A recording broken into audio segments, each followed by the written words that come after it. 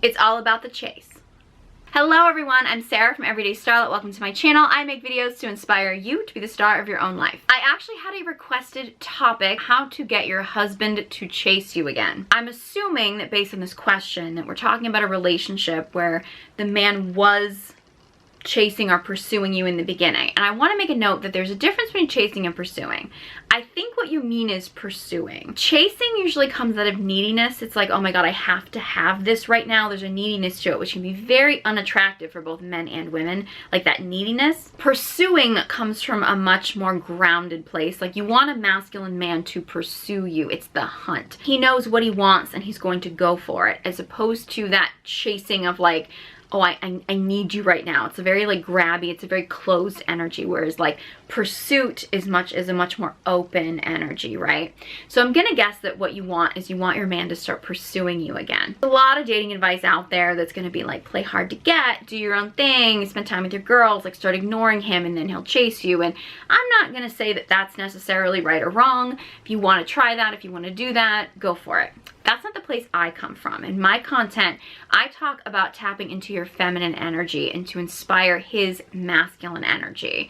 So there's a lot of like superficial things that you can do in order to get your man to pursue you. However, there's other people that can talk about those things. There is also a place too for like open communication of being like, hey babe, I don't necessarily feel like we have as much of a spark, and actually being like really open and honest and talking to him about it. There's a place for that. There's a place for all of these things, but I want to come from a masculine feminine perspective, coming at this a little bit deeper. When you say you want your husband to pursue you, I'm assuming that really what it is, because technically if you two are married and you're together and you're in a committed relationship, he's not really going to pursue you in a sense because you two are already together in a union. I'm guessing that what the real true desire is, and I would encourage you to actually sit with what your true desire actually is, but what most likely is happening is that you want your husband's attention, which is totally normal.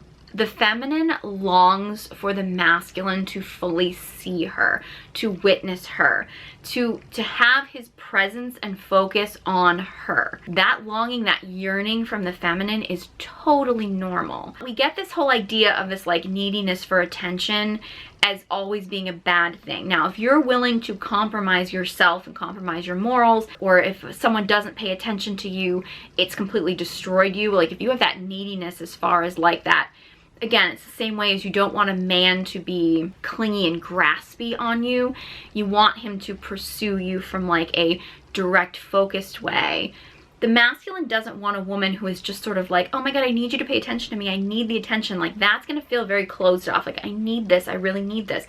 You want the masculine to see you and to fully see you, fully be present with you. So if you want the masculine's attention, which is I think really what this is coming down to, the masculine will be magnetized to feminine energy. The masculine is actually drawn to whatever the brightest thing in the room is, whatever gives off the most light, whatever gives off the most shine. And that can be physically or it can be energetically. If you think about why men sit there and stare at the television, it's because the television is actually emanating this light. Now, it's not like a deep light. It's actually, and some could argue it's not a very healthy light. Like if you're staring at a computer screen or that blue light or that kind of thing, that can actually be very toxic. However, the masculine is going to be drawn to the thing that's giving off the most light. So the more that you tap into your feminine radiance and you are the thing that is glowing the most, he will always be drawn to that. And one way you can do it in a very, I would say like surface level way of being like, okay, I'm just gonna wear some highlighter, I'm gonna wear some lip gloss, I'm gonna wear something shiny. You can wear colors or, you know, makeup or hair, something like that that actually brings out your glow. I mean, we all know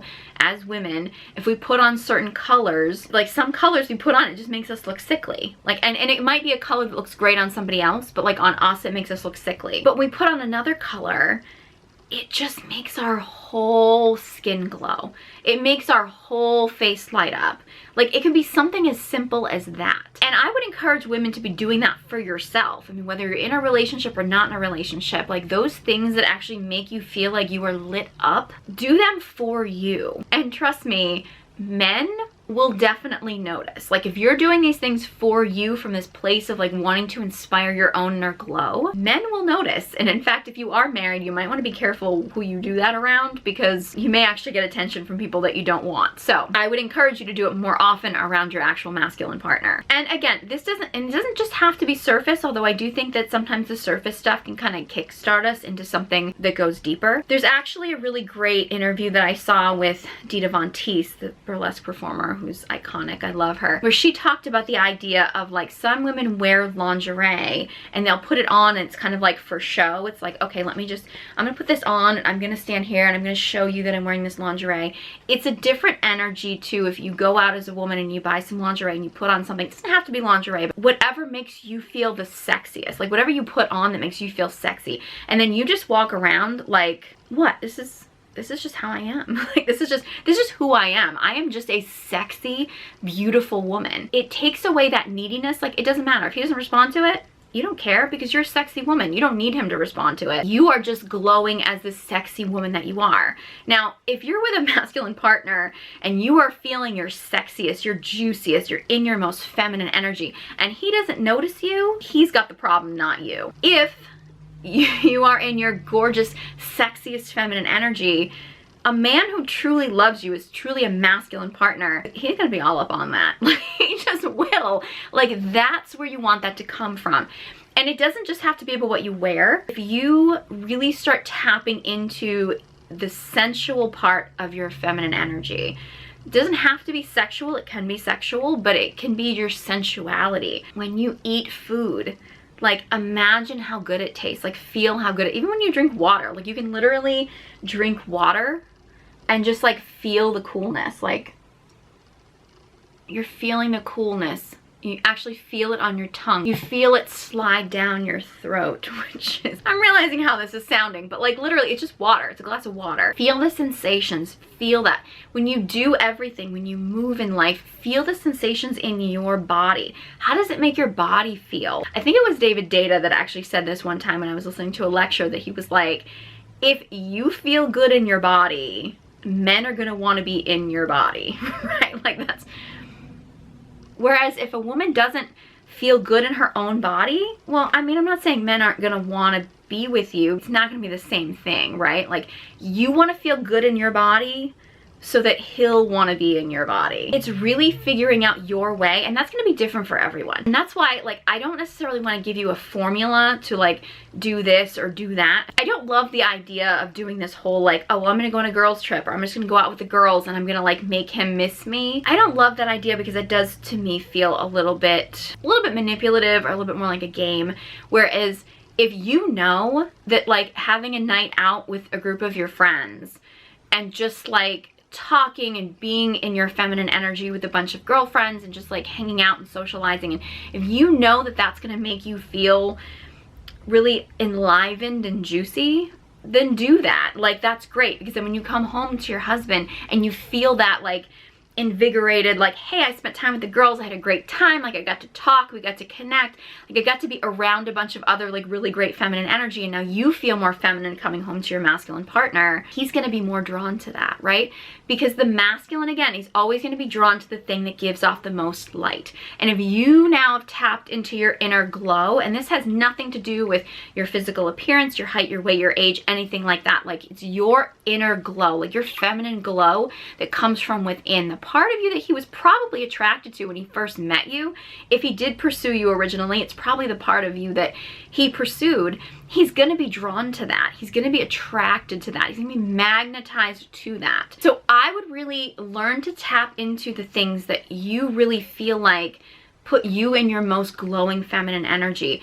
Do it for yourself first, because it feels great to do it for yourself, and your masculine partner will naturally be magnetized to you. If your partner is not in his masculine, or is struggling with being in his masculine, or you've been in your masculine so he's become more feminine, like, I'm not saying that shift can happen instantly. Shifts in polarity can happen instantly. Whereas you tap into your feminine, he might step up into his masculine. However, if the two of you have gotten out of that dynamic, if you're in that the very, very common, like very masculine woman who's become sort of the nagging wife or the mothering wife, and you have the husband who's kind of become the more weaker, passive man and his sort of more of his feminine energy. That shift may take a little bit more work. And if you're finding that you're doing all these things to tap into your feminine energy and he's not responding, that may be time when you need to like sit down and have a discussion about like, okay, this is where our relationship is gone and I really want to work on these areas. And this might be the time to have like the actual conversation. Maybe even a counselor, a coach, maybe working with a third party who's trained to help with couples or intimacy or something like that. But tapping into your feminine energy is kind of a win-win situation, because at the end of the day, it's gonna feel good for you. It's gonna feel great for you. And very often your partner is gonna wanna be on board with it. Like, he's gonna wanna tap into it. Most men are gonna love that. If there are issues and that's not working, that's where you might wanna actually work on the relationship and some issues that you may have in the relationship. It's not a one-size-fits-all answer. And what's gonna feel really great for you and your feminine is gonna be different to what feels great to somebody else.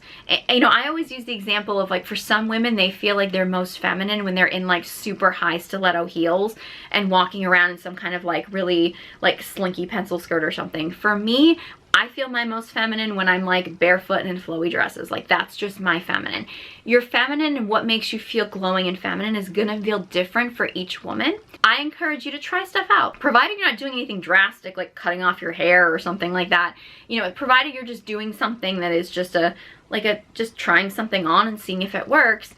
Go for it. And if it doesn't make you feel more feminine, try something else. And just try out what you feel makes you light up. Because whatever you're doing to light up that radiance within you, that's what's going to attract your masculine partner. That's when it's going to get his focus and attention on you, which is really what we all want, right? Let's be honest. So I really hope that this video was helpful and answered your questions. If you have any other questions about this topic or any other topic requests, let me know. I love to hear from you and I love your suggestions. If you enjoyed this video and found it helpful, please give it a big thumbs up and be sure you subscribe to my channel. If you want to dive more into tapping into your feminine radiance and working through some of your blockages, I have an online course called Feminine Radiance. The details are in the description box below, along with links to all my social media accounts.